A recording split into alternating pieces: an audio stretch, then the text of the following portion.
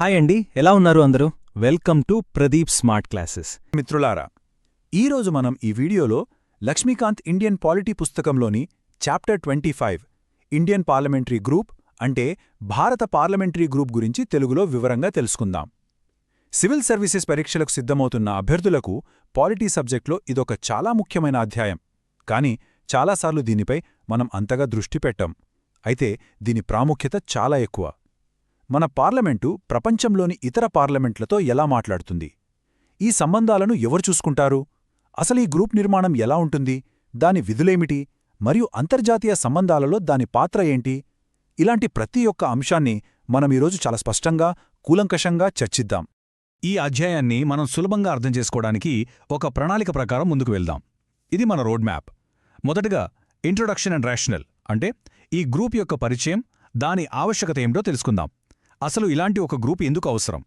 ఆ తర్వాత composition and membership అంటే దీని నిర్మాణం ఎలా ఉంటుంది, ఇందులో ఎవరు సభ్యులుగా ఉంటారో చూద్దాం. మూడో దశలో ఆబ్జెక్టివ్స్ అండ్ ఫంక్షన్స్ అంటే దీని లక్ష్యాలేమిటి, ఇది ఏ పనులు చేస్తుందో వివరంగా విశ్లేషిద్దాం. ఆ తర్వాత పార్లమెంటరీ ఫ్రెండ్షిప్ గ్రూప్స్ అనే ఒక ప్రత్యేకమైన అంశం గురించి అంటే ఇతర దేశాలతో స్నేహాన్ని పెంచే బృందాల గురించి తెలుసుకుందాం. ఐదవదిగా ఐపీజీ మరియు అంతర్జాతీయ సంస్థలు అంటే గ్లోబల్ ఆర్గనైజేషన్స్తో ఐపీజీకి ఉన్న సంబంధాన్ని పరిశీలిద్దాం. చివరిగా సిపిఎస్ సభ్యత్వం వల్ల మన దేశానికి కలిగే ప్రయోజనాలు ఏమిటో చూసి ఈ విశ్లేషణను ముగిద్దాం. సో ఈ ప్రయాణం మనకు ఈ అంశంపై పూర్తి స్పష్టతనిస్తుందని నేను భావిస్తున్నాను. సరే, మన ప్రయాణాన్ని ప్రారంభిద్దాం. మన మొదటి విభాగం ఇంట్రొడక్షన్ అండ్ రాషనల్ అంటే పరిచయం మరియు ఆవశ్యకత. చూడండి, ఏ సంస్థ గురించి తెలుసుకోవాలన్నా అది ఏమిటి అనే ప్రశ్న కన్నా ముందు అది ఎందుకు అని అడగడం చాలా ముఖ్యం. దాని ఉద్దేశం తెలిస్తే దాని పనితీరు మనకు సులభంగా అర్థమవుతుంది.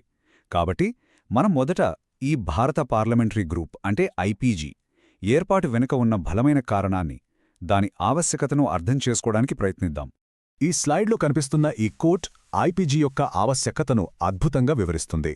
పార్లమెంటరీ వ్యవహారాల్లో నిష్ణాతులైన ఎంఎన్ కౌల్ మరియు ఎస్ఎల్ షఖ్తార్ ఏమన్నారంటే, వివిధ దేశాల పార్లమెంట్ల మధ్య సంబంధాలను నెలకొల్పడం, వాటిని అభివృద్ధి చేయడం అనేది జాతీయ పార్లమెంటుల సాధారణ కార్యకలాపాల్లో ఒక భాగం. ప్రజాస్వామ్యాన్ని పరిరక్షించడానికి ప్రపంచంలోని పార్లమెంటరియన్లు అందరూ చేతులు కలపడం అత్యవసరం. అసలు దీని అర్థమేమిటి? ఒక్కసారి ఆలోచించండి. ఈరోజు మనం ఎదుర్కొంటున్న సమస్యలు, ఉదాహరణకు వాతావరణ మార్పులు, ఉగ్రవాదం, సైబర్ సెక్యూరిటీ లేదా కోవిడ్ లాంటి మహమ్మారులు, వీటిని ఏ ఒక్క దేశం ఒంటరిగా పరిష్కరించగలదా? అస్సలు లేదు. వీటికి ప్రపంచ దేశాలన్నీ కలిసికట్టుగా స్పందించాలి. ఆ స్పందన కేవలం ప్రభుత్వాల మధ్య కాదు, ప్రజలచే ఎన్నుకోబడిన పార్లమెంట్ల మధ్య కూడా జరగాలి. ఆ సహకారానికి, ఆ సంభాషణకు ఒక వేదికను కల్పించడమే ఐపీజీ యొక్క ప్రధాన ఉద్దేశం. ఓకే, ఐపీజీ యొక్క ఎందుకు అనే ప్రశ్నకు సమాధానం మనకు స్పష్టంగా అర్థమైంది. ఇప్పుడు దాని స్వరూపంలోకి అంటే దాని స్ట్రక్చర్లోకి లోతుగా వెళ్దాం. మన రెండో విభాగం కాంపోజిషన్ అండ్ మెంబర్షిప్ నిర్మాణం మరియు సభ్యత్వం. అసలు ఈ గ్రూప్ ఎలా నిర్మించబడింది, ఇందులో ఎవరుంటారు, ఎవరు సభ్యులుగా చేరవచ్చు, ఈ కీలకమైన వివరాలను మనం ఇప్పుడు పరిశీలిద్దాం. ఇక్కడ మనం మొట్టమొదట గమనించాల్సిన అతి ముఖ్యమైన విషయం, ఐపీజీ అనేది ఒక ఆటోనామస్ బాడీ అంటే స్వయం ప్రతిపత్తి కలిగిన సంస్థ. ఈ స్వయం ప్రతిపత్తి అనే పదం చాలా కీలకం. ఎందుకంటే ఇది రక్షణ శాఖ లేదా ఆర్థిక శాఖ లాగా ప్రభుత్వ ప్రత్యక్ష నియంత్రణలో ఉండే విభాగం కాదు. ఇది పార్లమెంటుకు అనుబంధంగా పనిచేస్తూనే తన నిర్ణయాలు తాను స్వతంత్రంగా తీసుకుంటుంది. దీనివల్ల ఇది రాజకీయ ఒత్తిడులకు అతీతంగా పనిచేయగలదు. చారిత్రాత్మకంగా చూస్తే దీనిని 1949లో ఏర్పాటు చేశారు. దీనికి ఆధారం 1948 ఆగస్టు 16న మన రాజ్యాంగ పరిషత్ ఆమోదించిన ఒక తీర్మానం. అంటే మన రాజ్యాంగ నిర్మాతలు పార్లమెంటరీ దౌత్యం యొక్క విలువను స్వాతంత్ర్యం వచ్చిన తొలినాళ్లలోనే గుర్తించి దీనికి పునాది వేశారన్నమాట. ఇప్పుడు ఈ సంస్థ యొక్క నాయకత్వ నిర్మాణం ఎలా ఉంటుందో చూద్దాం. చాలా సింపుల్గా ఉంటుంది. ఈ గ్రూప్కి ప్రెసిడెంట్గా అంటే అధ్యక్షుడుగా లోక్సభ స్పీకర్ వ్యవహరిస్తారు. ఇది ఎక్స్ అఫిషియో హోదా. ఎక్స్ అఫిషియో అంటే పదవి రీత్యా.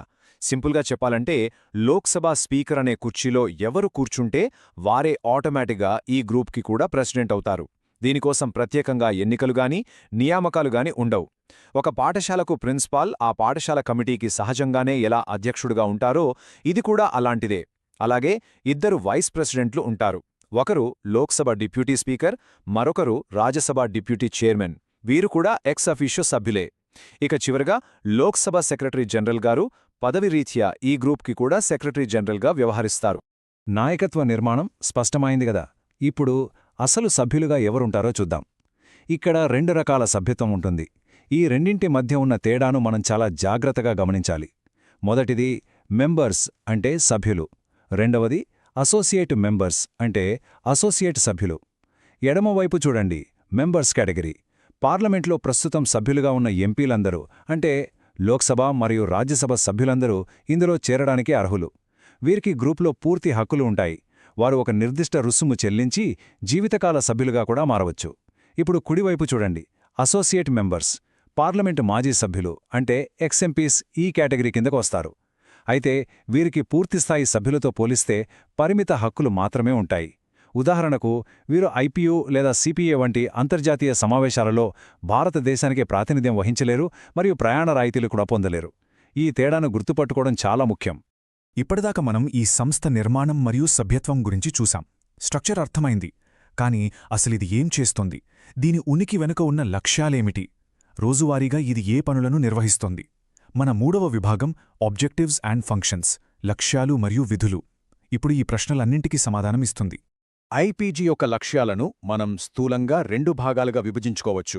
మొదటిది అంతర్గత లక్ష్యాలు, అంటే మన పార్లమెంటు సభ్యుల మధ్య వ్యక్తిగత సంబంధాలను మెరుగుపరచడం, పార్టీలకు అతీతంగా వారి మధ్య ఒక స్నేహపూర్వక వాతావరణాన్ని కల్పించడం, ప్రజా ప్రాముఖ్యత కలిగిన అంశాలపై సెమినార్ల ద్వారా, ప్రచురణల ద్వారా వారికి అవగాహన కల్పించడం, అలాగే రాజనీతి, రక్షణ, ఆర్థిక, సామాజిక అంశాలపై నిపుణులచే ప్రసంగాలను ఏర్పాటు చేసి వారి జ్ఞానాన్ని పెంచడం. ఇక రెండవది అత్యంత ముఖ్యమైన బాహ్య లక్ష్యం, మన ఎంపీల విదేశీ పర్యటనలను ఏర్పాటు చేసి తద్వారా ప్రపంచవ్యాప్తంగా ఉన్న ఇతర పార్లమెంటులతో, అక్కడి సభ్యులతో సంబంధాలను నిర్మించడం. ఈ 2 రకాల లక్ష్యాలు కలిసికట్టుగా మన పార్లమెంటరీ వ్యవస్థను బలోపేతం చేయడానికి పనిచేస్తాయి. అయితే ఈ లక్ష్యాలు కేవలం కాగితాలకే పరిమితం కాకూడదు కదా. వాటిని ఆచరణలో పెట్టడానికి ఐపీజీ కొన్ని నిర్దిష్టమైన విధులను అంటే ఫంక్షన్స్ను నిర్వహిస్తుంది. ఈ విధులే భారత పార్లమెంటుకు మరియు ప్రపంచ వేదికకు మధ్య ఒక బలమైన వారధిలా పనిచేస్తాయి. ఇప్పుడు ఆ కీలకమైన విధులు ఏమిటో మనం వివరంగా చూద్దాం. ఐపీజీ యొక్క విధులను మనం కొన్ని పాయింట్ల రూపంలో చూద్దాం. మొదటిది, ఇది భారత పార్లమెంటుకు మరియు ప్రపంచ పార్లమెంటులకు మధ్య ఒక లింక్గా అంటే ఒక సంధానకర్తగా పనిచేస్తుంది. రెండవది, ఇది 2 చాలా ముఖ్యమైన అంతర్జాతీయ సంస్థలకు భారతదేశం తరపున పనిచేస్తుంది. అవేమిటంటే ఇంటర్ పార్లమెంటరీ యూనియన్ ఐపీయూ మరియు కామన్వెల్త్ పార్లమెంటరీ అసోసియేషన్ సిపిఏ. అంటే ఈ 2 ప్రపంచ వేదికలపై భారతదేశం తన గళాన్ని వినిపించాలంటే అది ఐపీజీ ద్వారానే జరుగుతుంది. ఇదొక రకంగా చెప్పాలంటే ప్రపంచ పార్లమెంటరీ చర్చల్లోకి భారతదేశానికి ఇదొక ప్రవేశద్వారం లాంటిది. మూడవ విధి, మన దేశాన్ని సందర్శించే విదేశీ దేశాధినేతలచే పార్లమెంటు సభ్యులను ఉద్దేశించి ప్రసంగాలను ఏర్పాటు చేస్తుంది. నాలుగవది, పార్లమెంటరీ అంశాలపై జాతీయ మరియు అంతర్జాతీయ స్థాయిలో సెమినార్లను, సింపోజియంలను నిర్వహిస్తూ జ్ఞానమార్పిడికి దోహదపడుతుంది. ఇక మిగిలిన విధులను చూస్తే 5వది, మన ఎంపీలు విదేశాలకు వెళ్తున్నప్పుడు వారికి లెటర్స్ ఆఫ్ ఇంట్రడక్షన్ అందిస్తుంది. ఇది చాలా ప్రాక్టికల్ ఫంక్షన్. ఉదాహరణకు, ఒక భారత ఎంపీ వ్యవసాయ రంగంలో నూతన పద్ధతులపై అధ్యయనం చేయడానికి ఇజ్రాయెల్ వెళ్లాలనుకుంటే ఐపీజీ ఇచ్చే ఈ పరిచయ పత్రం వారికి అక్కడి పార్లమెంటరీ అధికారులతో, నిపుణులతో సమావేశమవ్వడానికి ఎంతగానో ఉపయోగపడుతుంది. 6వది, విదేశాలకు వెళ్లే పార్లమెంటరీ ప్రతినిధి బృందాలలో కనీసం 6 నెలలుగా ఐపీజీలో సభ్యులుగా ఉన్నవారికే ప్రాధాన్యత ఇస్తారు. 7వది, సభ్యులకు సమాచారాన్ని అందించడానికి ప్రతి 3 నెలలకు ఒకసారి ఐపీజీ న్యూస్ లెటర్ను ప్రచురిస్తుంది. చివరగా, అత్యంత ప్రతిష్టాత్మకమైన విధి, పార్లమెంటులో విశేషమైన పనితీరు కనబర్చిన సభ్యులను గౌరవించడానికి 1995లో స్థాపించబడిన అత్యుత్తమ పార్లమెంటేరియన్ అవార్డును ప్రతి సంవత్సరం అందిస్తుంది. ఓకే, ఇప్పుడు మనం ఒక చాలా ఆసక్తికరమైన అంశంలోకి వెళ్తున్నాం. సాధారణంగా దేశాల మధ్య సంబంధాలను మెరుగుపరచడం వేరు, నిర్దిష్టంగా ఒక దేశంతో ద్వైపాక్షిక సంబంధాలను మరింత లోతుగా, మరింత బలంగా మార్చడం వేరు. దీనికోసం ఐపీజీ ఒక ప్రత్యేక యంత్రాంగాన్ని ఉపయోగిస్తోంది. దానిమే మనం పార్లమెంటరీ ఫ్రెండ్షిప్ గ్రూప్స్ పీఎఫ్జీస్ అంటే పార్లమెంటరీ స్నేహ బృందాలు అని పిలుస్తాం. అసలు ఈ పార్లమెంటరీ ఫ్రెండ్షిప్ గ్రూప్స్ అంటే ఏమిటి? ఇవి చాలా సింపుల్. ఐపీజీ ఇతర దేశాలతో ప్రత్యేకంగా ద్వైపాక్షిక సంబంధాలను పెంపొందించడానికి ఏర్పాటు చేసే చిన్న చిన్న బృందాలు. ఉదాహరణకు, India Japan parliamentary friendship group లేదా India France parliamentary friendship group అంటూ ఉంటాయి. ప్రతి గ్రూప్లో లోక్సభ మరియు రాజ్యసభకు చెందిన సిట్టింగ్ ఎంపీలు సభ్యులుగా ఉంటారు మరియు ప్రతి గ్రూప్కు ఒక అధ్యక్షుడిని, లోక్సభ స్పీకర్ నియమిస్తారు. ఇవి సాధారణ ఐపీజీలా కాకుండా కేవలం నిర్దిష్ట దేశాలతో సంబంధాలను పెంపొందించడంపైనే తమ పూర్తి దృష్టిని కేంద్రీకరిస్తాయి. ఈ స్నేహ బృందాల లక్ష్యాలను మనం ఒక రకమైన సాఫ్ట్ పవర్ లేదా సాఫ్ట్ డిప్లొమసీ వ్యూహంగా చూడవచ్చు. ఎందుకంటే ఇవి కేవలం రాజకీయ చర్చలకే పరిమితం కావు. రెండు దేశాల మధ్య ఆర్థిక, సామాజిక మరియు ముఖ్యంగా సాంస్కృతిక బంధాలను పెంచుతాయి. పార్లమెంటుల మధ్య నిరంతర చర్చలకు, పరస్పర అనుభవాలను పంచుకోవడానికి ఒక వేదికను కల్పిస్తాయి. అంతేకాకుండా ఐక్యరాజ్యసమితి వంటి అంతర్జాతీయ వేదికలపై రెండు దేశాల ప్రతినిధి బృందాల మధ్య పరస్పర సహకారానికి పునాది వేస్తాయి. దీని ద్వారా దేశాల మధ్య కేవలం అధికారిక సంబంధాలే కాకుండా ఒక స్నేహపూర్వక బంధం కూడా బలపడుతుంది. ఇప్పటివరకు మనం ఐపీజీ యొక్క అంతర్గత ద్వైపాక్షిక పాత్రను చూశాం. ఇప్పుడు మనం ఐపీజీ యొక్క ప్రపంచ పాత్ర గురించి తెలుసుకుందాం. Section 5 the IPG and international organisations. మనం ఇంతకుముందే క్లుప్తంగా చర్చించుకున్నట్లుగా ఐపీజీ రెండు ప్రధాన అంతర్జాతీయ పార్లమెంటరీ సంస్థలలో భారతదేశానికి అధికారిక ప్రతినిధిగా పనిచేస్తుంది. ఆ సంస్థలేమిటి, వాటి మధ్య తేడా ఏమిటి, ఐపీజీ పాత్ర ఏమిటి, ఇప్పుడు వివరంగా చూద్దాం. ఈ స్లైడ్లో మనం చూస్తున్నట్లుగా ఐపీజీ ఒక మధ్యవర్తిగా ఉండి మన పార్లమెంటును రెండు అతిపెద్ద ప్రపంచస్థాయి పార్లమెంటరీ వేదికలతో కలుపుతుంది. ఒకటి ఇంటర్ పార్లమెంటరీ యూనియన్, దీనిని మనం ఐపీయూ అని పిలుస్తాం. రెండవది కామన్వెల్త్ పార్లమెంటరీ అసోసియేషన్, దీనిని మనం సిపిఏ అని పిలుస్తాం.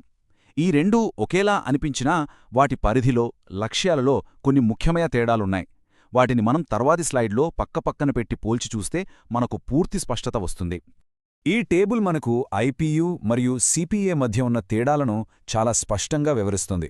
మనం ఒక్కొక్క అంశాన్ని పోల్చి చూద్దాం. మొదటిది టైప్, రకం. ఐపీయూ అనేది ప్రపంచంలోని అన్ని సార్వభౌమ దేశాల పార్లమెంట్ల అంతర్జాతీయ సంస్థ. ఇది గ్లోబల్. కానీ సిపిఏ అనేది కేవలం కామన్వెల్త్ దేశాల పార్లమెంటేరియన్ల సంఘం. రెండవది మెంబర్షిప్, సభ్యత్వం. ఐపీయూలో 179 దేశాల పార్లమెంటులు సభ్యులుగా ఉన్నాయి. సిపిఏలో 53 కామన్వెల్త్ దేశాల నుండి సుమారు 17,000 మంది పార్లమెంటేరియన్లున్నారు. మూడవది మిషన్, లక్ష్యం. ఐపీయూ యొక్క ప్రధాన లక్ష్యం ప్రపంచ శాంతి, సహకారం మరియు ప్రజాస్వామ్య స్థాపన.